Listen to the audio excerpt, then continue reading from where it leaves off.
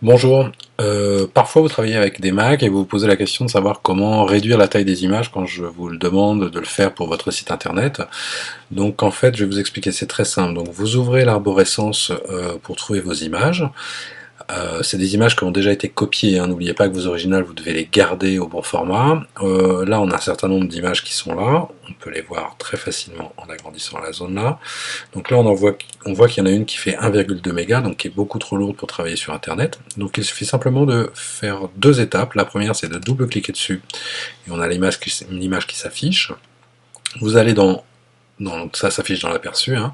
Vous allez dans Outils, vous allez dans Ajuster la taille, et vous définissez votre nouvelle largeur et nouvelle hauteur.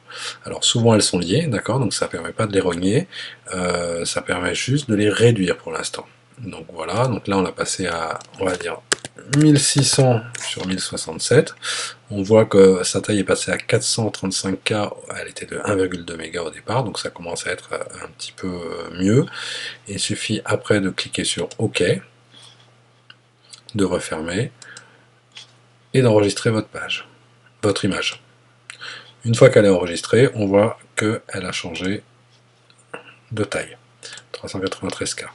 Maintenant, il faut éventuellement la renommer. Donc là, pour ça, vous faites un clic droit, vous cliquez sur lire les informations et vous la nommez image renommée. .jpg si vous avez décidé d'afficher ou de masquer les extensions. Donc voilà, je referme et mon image est maintenant renommée avec 2M, ce qui est une belle erreur. C'est pas grave, voilà. Et voici votre image.